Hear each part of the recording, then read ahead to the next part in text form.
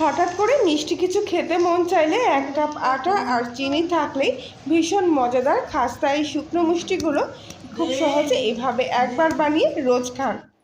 আর সেজন্য প্রথমেই আমি এখানে 1 বাটি মতো আটা নিয়ে নিয়েছি। আপনারা যে কোনো কাপ মেপেও আটাটা নিতে পারেন। তবে আটাটা এইভাবে চালনির মধ্যে দিয়ে চেলে নেব। আটার যে কোনো জিনিস এইভাবে চেলে নিয়ে করলে ভালো হয়।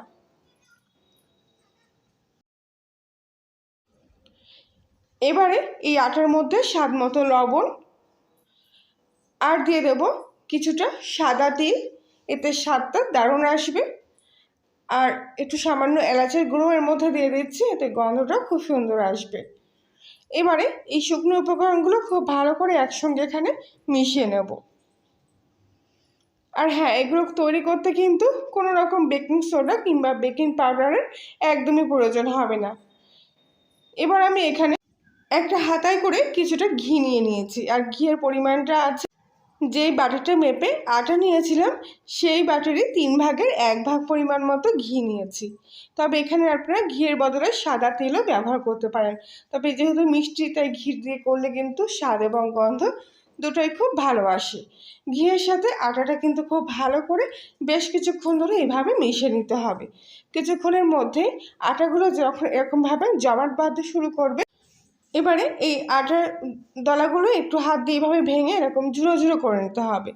এবার এর মধ্যে সামান্য সামান্য জল দিয়ে আটার ডোটা মেখে নিতে হবে। এখানে আমি নর্মাল টেম্পারেচারের জলই ব্যবহার করছি আটাটা মাখার জন্য। তবে অবশ্যই এরকম অল্প অল্প করে জল দিয়ে আটাটা মাখতে হবে, না তো বেশি জল দিয়ে মাখলে একেবারে নরম হয়ে যেতে পারে। সেই জন্য বারে বারে অল্প অল্প করে জল নিচ্ছি আর আটার ডোটা এইভাবে মেখে নিচ্ছি। তবে প্রথম পর্যায়ে আটাটা কিন্তু একদম শক্ত করে এইভাবে মাখতে হবে। এইভাবে জল দিয়ে প্রথম পর্যায়ে আটাটা শক্ত করে মেখে নিয়েছি। এবারে হাতে একটু সামান্য তেল নিয়ে আটার গায়ে ভালো করে মাখিয়ে নেব। এতে কি হবে, আটার ডোটা একটু নরম হয়ে যাবে আগের থেকে। এই অবস্থায় এই ডোটা একটা ভিজে সুতির কাপড় দিয়ে এভাবে চাপা দিয়ে দেব। আর এর উপরে একটা ভারী জিনিস দিয়ে আবার ঢাকা দিয়ে দেবো। এইভাবে আটাটা কিছুক্ষণের জন্য রেস্টে রাখবো। আর ততক্ষণে এখানে চিনি শিরা তৈরি করে নেব।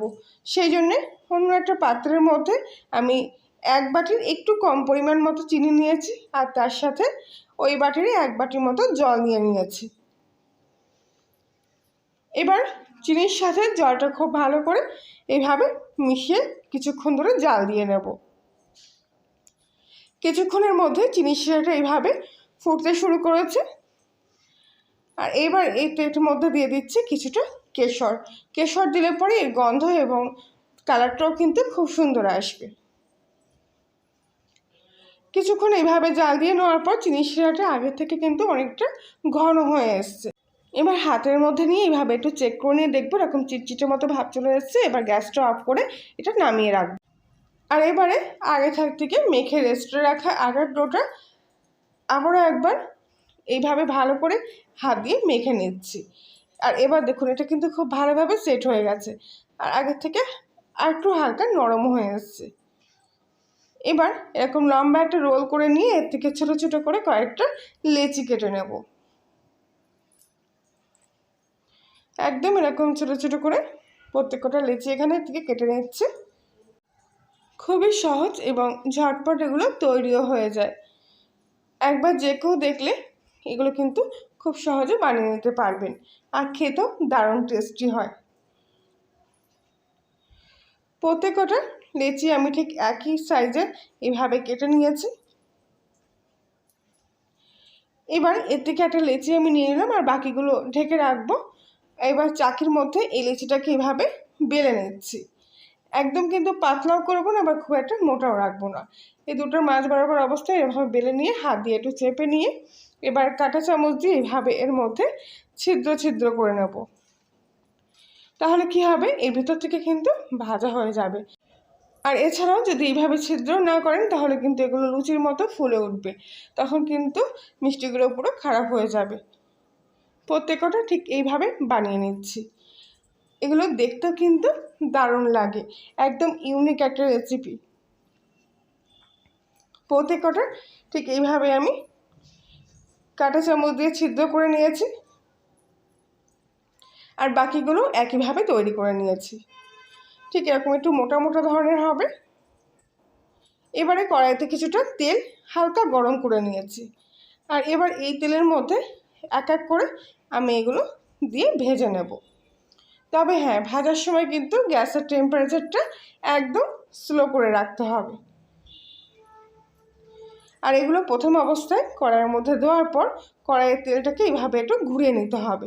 কোনো কিছু দিয়ে নাড়াচাড়ার দরকার নেই, শুধু কড়াইয়ের তেলটা এইভাবে ঘুরিয়ে নিলেই হবে। কিছুক্ষণের মধ্যে এগুলো যখন আস্তে আস্তে ভাজা হবে, তখন দেখবেন আপনা আপনি এগুলো কড়াইয়ের উপরে তেলের উপরে ভাজতে শুরু করছে। এবার একটা পিঠ একটু হালকা কালার চলে আসলে এইভাবে উল্টো পাল্টে এগুলোকে ভেজে নেব। খুব একটা বেশি সময় লাগে না এগুলো ভাজতে, আর বেশি তেলও কিন্তু সোপ করে না, অল্প তেলে ভাজা হয়ে যায়। আর যেহেতু এমনিতেই আটার তৈরি, তাই এগুলো কিন্তু ভীষণ খাস্তে হয়। হালকা এরকম সুন্দর একটা ভাজার কালার চলে আসলে এগুলো আমি এক এক করে তেল থেকে ছেঁকে নিয়ে তুলে নিচ্ছি। তবে আপনারা যদি আর একটু লালচে করে ভাজতে চান তাহলে সেটাও করতে পারেন। বাকিগুলো একইভাবে ভেজে নিচ্ছি, আর ভাজা এই মিষ্টিগুলো এবার অন্য একটা প্লেটের মধ্যে ঢেলে নিচ্ছি। তবে এই মিষ্টিগুলো ভাজার পর বেশ কিছুক্ষণ ধরে কিন্তু এইভাবে ঠান্ডা করে নিতে হবে। আর ততক্ষণে এখানে আগে থাক থেকে চিনির শিরাটা আর একবার একটু গরম বসিয়ে জাল করে নিচ্ছি। এবার প্রথম অবস্থায় ফুটটা উঠে গেলে ভেজে রাখা ঠান্ডা মিষ্টিগুলো আমি এই চিনির শিরার মধ্যে দিয়ে দিলাম। খুব ভালো করে চিনির শিরার মধ্যে এই মিষ্টিগুলো কিন্তু উল্টে পাল্টে এইভাবে ঘুরিয়ে নিতে হবে। এবার গ্যাসের ফ্লেমটা পুরোপুরি হাইতে দিয়ে কিছুক্ষণ ধরে জাল দিয়ে নিতে হবে। এইভাবে করলে কিন্তু মিষ্টিগুলো একদমই নরম হবে না।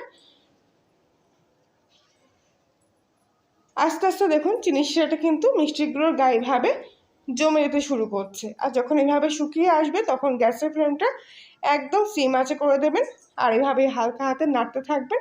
দেখবেন চিনির দানাগুলো কিন্তু আস্তে আস্তে এগুলোর গায়ে এইভাবে ফুটে উঠতে শুরু করবে কিছুক্ষণের মধ্যেই।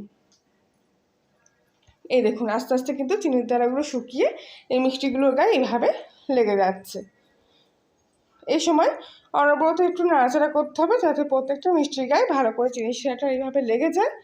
এবার গ্যাসটা অফ করে কিছুক্ষণ ঠান্ডা করে নিয়ে এগুলো আমি এখান থেকে তুলে নেব। কত সুন্দর দেখতে হয়েছে দেখুন, মনে হচ্ছে না যে সামান্য আটা আর চিনি দিয়ে বানানো। আশা করছি আজকের রেসিপিটি আপনাদের কাছে ভালো লেগে থাকবে। ভালো লাগলে প্লিজ লাইক শেয়ার কমেন্ট করে জানাবেন। আর আপনি যদি কলিনের রান্নাঘর নতুন সদস্য হয়ে থাকেন তাহলে প্লিজ চ্যানেলটি সাবস্ক্রাইব করে পাশে থাকবেন, আর পাশের বেল আইকনটি প্রেস করবেন নতুন কোনো ভিডিওর আপডেট পাওয়ার জন্য। প্রত্যেকটা মিষ্টি দেখতে কিন্তু অতি লোভনীয়, আর খেতেও দারুণ মজার, মুখে দিলেই একেবারে মিলিয়ে যাবে। আর এই শুকনো মিষ্টিগুলো আপনারা অনেকদিন ধরে সংরক্ষণ করে রেখেও খেতে পারবেন। আজকের মতো এই পর্যন্তই, সবাই ভালো থাকবেন।